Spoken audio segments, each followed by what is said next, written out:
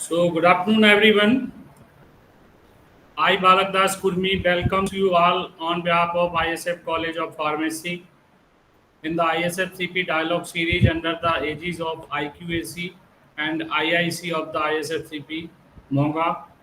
And today we have Dr. Alok Nahata sir as our expert for the day. Welcome you, sir. Dr. Thank you. Alok Nahata sir, working as Research and Development Research and Development Manager in ING Agriculture and Industries, Malaysia.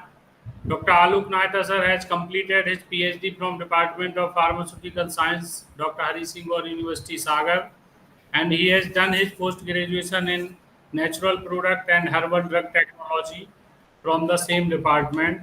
Dr. Nahata was awarded Publons Peer Review Award regularly in 2017, 18, 19 for the three consecutive years as one of the top peer reviewer in the field of pharmacology, toxicology, pharmaceutics, and cross fields. He was also among his top 10 reviewers from the Malaysia. He is a recipient of Ranbaxy Science Scholar Award 2009 for young scientists in the field of pharmaceutical science awarded by Ranbaxy Science Foundation, Ranbaxy Laboratories Private Limited, Gurgaon, India. He has many national and international publications to his credit and attend many international conference as invited speaker in all over the world. So welcome you, sir, and I request to our director, sir, to enlighten the program. After that, we will continue the lecture, Dr. Alok Nanda, sir. So, thank you very much, Dr. Balakji. So, first of all, I welcome from core of my heart today's very dynamic, young, and very, you can say, in the face I am just reading is the very jolly person and down to earth, Dr. Alok Nataji. So, first of all, I feel proud over here.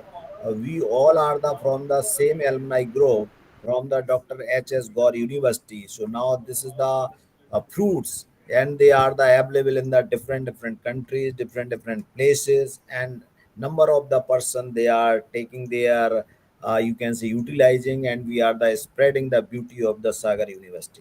So thank you very much, Dr. Alok Nataji. First of all, I welcome you from core of my heart. Thank And you. as you know that this ISF dialogue series purpose behind of this one to interact such types of the dynamic and dedicated of the professional. Otherwise, how to connect you? Today we are the even on the online mode, but we are the interacting to each another. Today you have select the topic quality control and standardization of the herbal drugs. So as we know that this is the basic need, and after the COVID, herbal is the one of the most you can say demanding of the drug delivery system. And nowadays either it may be the ecology, sotex, chemistry, pharmacognosy, and all field they are the utilizing of this herbal, because we know that minimum toxicity and maximum application as per the requirement of our body. As we know that our body is very connect with the you can say nature environment, because our from the childhood to the adult or the end of the life we are continuously with this you can say system. So the purpose of this ISF dialogue series to connect such types of people to provide the latest technology to the scientist, academician, and researcher. So again, without taking time, I welcome you from core of my hearts, and I am also thankful for accepting our invitation and provide your precious time for the academician, researcher, and the professional. And I also welcome you whenever you have visited the India. This platform always welcome you from core of my heart. So thank you very much, Dr. Alok Nataji. Thank you. Over to Dr. Thank you, Bala. respected director, sir.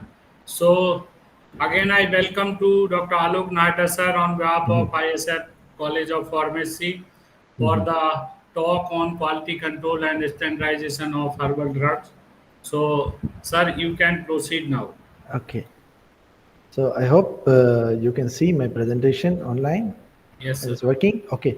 So first of all, I would extend my sincere thanks to Dr. G.D. Gupta sir and yourself, Dr. Balak, for remembering me as we are all from the same alma mater, and I feel privileged to speak in front of Dr. Gupta sir. And as a matter of fact, I visited ISF Moga once when I was in my PhDs, when there was one conference for the Society of Pharmacognosy.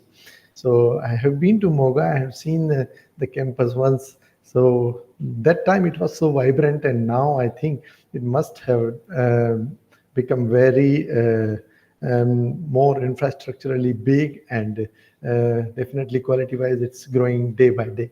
So today I want to deliver the talk on quality control and standardization of herbal drugs.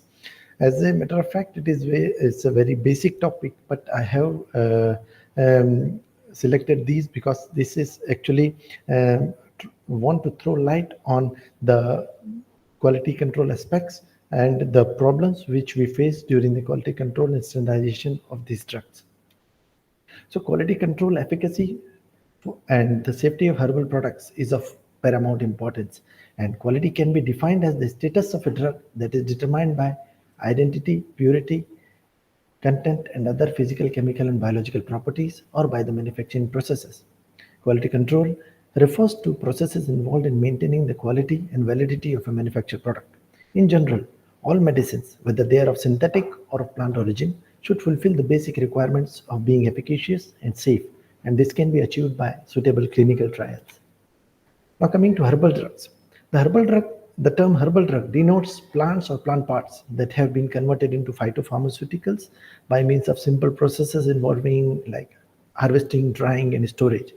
A practical addition to the definition is also to include other crude products derived from plants which no longer show any organic structure, such as essential oils, fatty oils, resins, and gums. Another thing, these derived and isolated compounds in the processed state, such as extracts or even isolated purified compounds like strychnine from Nux vomica and the mixture of compounds like heparin from Apis pecatorius, as a rule, are not included in the definition. So this is a brief description of how which parts of the herbal drugs are medicinally used. Whole plant is very widely used, followed by like rhizomes, flowers, and roots. In most of the cases, are mostly used for the herbal drugs. In general, quality control is based on three important pharmacopoeial definitions. First is identity, to ascertain if the herb is the one it should be. Purity, if to ascertain whether there are contaminants in the form of like other herbs which should not be there. And content or assay, is the content of the active constituents within the specified or defined limits or not. Identity can be determined by microscopic and macroscopic examinations. Voucher specimens are reliable reference sources for this purpose. Outbreaks of diseases among plants may result in changes to the physical appearance of the plant and lead to incorrect identifications. At times, an incorrect botanical quality with respect to the labeling can be a problem.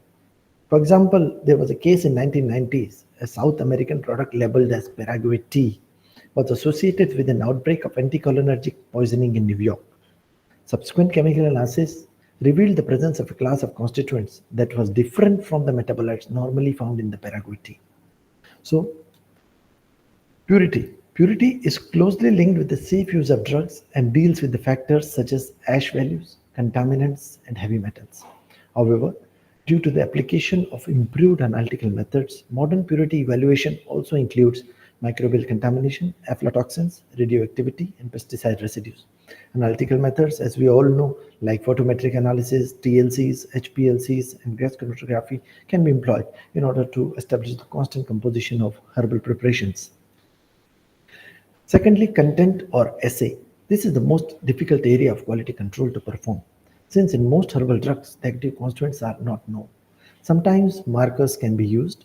In all other cases where no active constituents or markers can be defined, the percentage extractable matter with the solvent may be used as a form of assay, an approach which is very often seen in the pharmacopoeias.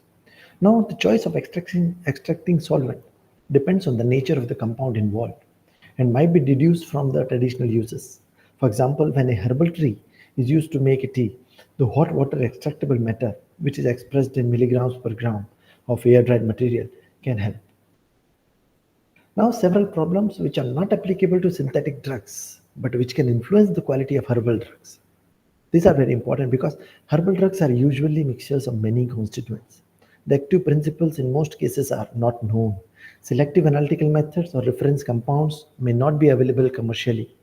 Plant materials are chemically and naturally variable. The source and quality of raw material are variable. The methods of harvesting, drying, storage, transportation, and processing all have an effect. Now, strict guidelines have to be followed for the successful production of a quality herbal drug. Among them are proper botanical identification, phytochemical screening, and standardization. Standardization involves adjusting the herbal drug preparation to a defined content of a constituent or a group of substances with known therapeutic activity by adding excipients or by mixing herbal drugs or herbal drug preparations. Botanical extracts made directly from crude plant material show substantial variation in composition, quality, and therapeutic effects. Standardized extracts are high quality extracts containing consistent levels of specified compounds, and they are subjected to rigorous quality control using all phases of growing, harvesting, and manufacturing processes. Now, no regulatory definition exists for the standardization of dietary supplements. As a result, the term standardization may mean many different things. Why I am speaking about, especially for the dietary supplements, is because I am in a company where we produce dietary supplements, and I am in nutraceuticals. Major area of our work is nutraceuticals. So some manufacturers use the term standardization incorrectly to refer to uniform manufacturing practices. Following a recipe is not sufficient for a product to be called standardized. Therefore, the presence of the word standardized on a supplement label does not necessarily indicate product quality. When the active principles are unknown, marker substances should be established for analytical purposes and standardization. Now, marker substances are chemically defined constituents of herbal drugs that are important for the quality of the finished product. Ideally, the chemical markers chosen would also be the compounds that are responsible for the botanical effects in the body. It means to say that most of the cases, the chemical markers or the phytochemical markers are also the pharmacological markers. There are two types of standardization. The first category is the true standardization, where a definite phytochemical or a group of constituents is known to have activity. For example, ginkgo, with its 26% ginkgoflavones and 6% triterpenes, is a classic example. These products are highly concentrated and no longer represent the whole herb and are now considered as phytopharmaceuticals. In many cases, they are very active and more effective than the whole herb. The other type of standardization is based on manufacturers guaranteeing the presence of a certain percentage of marker compounds. These are not the indicators of therapeutic activity or the quality of the herb. Now, coming to the parameters for the quality control of herbal drugs. I have selected these 9 parameters for which need to be ascertained for identifying the quality of herbal drug. First one is the macroscopic or organoleptic evaluation. Organoleptic evaluation of a drug is very basic evaluation which evaluates the drug by its color, odor, size, shape, taste, and special features including touch, texture, etc. Since the majority of the information on the identity, purity, and quality of the material can be drawn from these observations, they are of primary importance before any further testing can be carried out. For this purpose, authentic specimen of the material under study and the samples of pharmacopoeial quality should be available to serve as a reference. This evaluation procedure provides the simplest and the quickest means to establish the identity and purity and thereby ensure the quality of a particular sample. If it is found to be devoid of or significant different from specified sensory characters like color, consistency, odor, etc., the drug is not considered to be fulfilling the requirement. However, judgment based on the sensory characters like odor, taste, etc. may vary from person to person and time to time based on individual's nature. So the description of these features are very difficult, so that often the characteristic like odor and taste can only be described as characteristic and reference made to the analyst's memory. No preliminary treatment is necessary for evaluating the sample in this manner, except for softening and stretching of the wrinkled and contracted leaves and flowers, etc. Second one, and the very important, is the microscopic evaluation of herbal drugs. Usually, a primary visual evaluation needs not more than a simple magnifying glass and it can be used to ensure that the plant is of the required species and that the right part of the plant is being used. At other times, microscopic analysis is needed to determine the correct species or the correct part of the plant of the species is present or not. For instance, pollen morphology may be used in case of flowers to identify the species, and the presence of certain microscopic structures such as leaf stomata can be used to identify the plant part used. A very common example is datura leaf. Although these all seem to be very obvious, but it is of prime importance, especially when different parts of the same plant are to be used for different treatments. Stinging nettle, Urtica dioica, is a classic example where the aerial parts are used to treat rheumatism and the roots are applied for benign prostatic hyperplasia. As a matter of fact, I used this drug this was one of my drugs in my PhD where I worked on benign prostatic hyperplasia. Third is the determination of foreign matter. Herbal drugs should be made from the stated part of the plant and should be devoid of any other parts of the same plants or other plants. They should be entirely free from molds or insects, including excreta, and visible contaminants such as sands, stones, poisonous, harmful found material, and chemical residues. Animal materials like insects, invisible microbial contaminants, which can produce toxins, are also among the potential contaminants of herbal medicines. Macroscopic examination can easily be employed to determine the presence of foreign matter, although microscopy is very important. Furthermore, when foreign material consists of like chemical residue, TLC is often needed to detect the contaminants. Next one is the determination of ash. To determine the ash content, we all know that the plant material is incinerated and the residual ash is measured as total and acid insoluble ash. Total ash is the measure of the total amount of the material left after burning and includes the ash derived from the part of the plant itself and acid insoluble ash. And the acid insoluble ash is the residue obtained after boiling the total ash with dilute hydrochloric acid and burning the remaining insoluble matter. The second procedure measures the amount of silica present, especially in the form of sand and siliceous earth. Heavy metals. Very important and vital component nowadays because heavy metals are present in almost each and everything which we might consume. So contamination by toxic metals can either be accidental or intentional. Contamination by heavy metals such as mercury, lead, copper, cadmium, and arsenic in herbal medicines can be attributed to many causes, including environmental pollution, and can pose serious threat to the health of the user and should therefore be limited. A simple, straightforward way to determine heavy metals can be found in many pharmacopoeias and is based on the color reactions with the specific reagents like thioacetamides, dithiocarbamate, and this amount present is estimated by comparison with the standards. Nowadays, a lot of advanced instruments are available to determine the heavy metals. Some of them are like atomic absorption spectroscopy, ICP-MS, which is inductively coupled plasma mass spectroscopy, and neutron activation analysis. Next is the determination of microbial contaminants and aflatoxins. Medicinal plants may be associated with a broad variety of microbial contaminants, especially bacteria, fungi, and viruses.